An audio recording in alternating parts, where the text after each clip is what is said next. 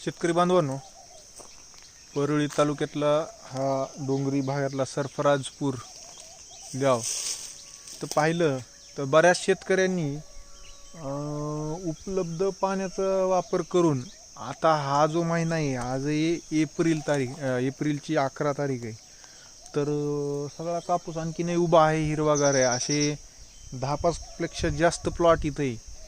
तर थोडीशी निरीक्षणे घेतले तर गुलाबी बोंडअळी म्हणजे जे बोंड काढलं तर त्याच्यामध्ये अशा पद्धतीनं गुलाबी बोंडअळी जी आहे ते आपल्याला निदर्शनास येत आहे. पहा, इथं तुम्ही पाहू शकता ही गुलाबी बोंडअळीची ही अळी अवस्था आणि कशा पद्धतीने ही सरकी खात आहे. तर असे इथं जेवढे बोंड जे काही आम्ही काढलेले आहे, तर ह्याच्यामध्ये ते गुलाबी बोंडअळीचा प्रादुर्भाव जो आहे तो दिसतोय. सांगायचा उद्देश हा आहे की अशा पद्धतीनं ही जर आपण फर्दर अशीच घेत राहिलो आणि असे जर हे हिरवे बोंड येत राहिले आणि तर ह्याच्यामध्ये ह्या गुलाबी बोंडअळीच्या जे काही जीवनावस्था आहेत तर त्या पुढं वाढण्याच्या अनुषंगानं जे आहे ते इथं सतत ह्याला खाद्य भेटतं आणि म्हणून ह्या किडीचा आउटब्रेक जो आहे तो वाढत राहतो. आणि म्हणून हे जे काही उर्वरित अवशेष आहेत किंवा फर्दर मुक्त अभियान जे काही आपण सांगतो त्याचं महत्त्वाचं कारण हेच आहे की आपल्याला जर पुढच्या खरीप हंगामामध्ये जर आपलं कापूस पीक गुलाबी बोंडअळीपासून जर वाचवायचं असेल तर आपण ह्या पद्धतीने जे काही हे फरदड घेतोय तर हे टाळणं गरजेचं आहे.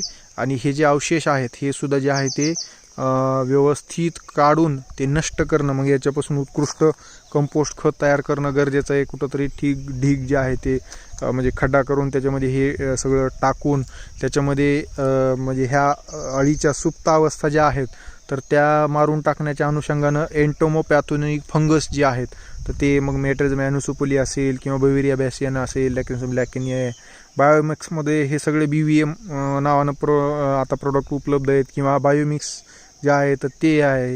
याचा वापर आपण करू शकतो आणि त्या माध्यमातून जे आहे ते ह्या सुप्त अवस्था मग त्या बुरशीच्या असतील किंवा ह्या अळीच्या असतील, कीटकांच्या असतील तर त्या आपण नष्ट करू शकतो आणि एक खत पण आपण तयार करू शकतो.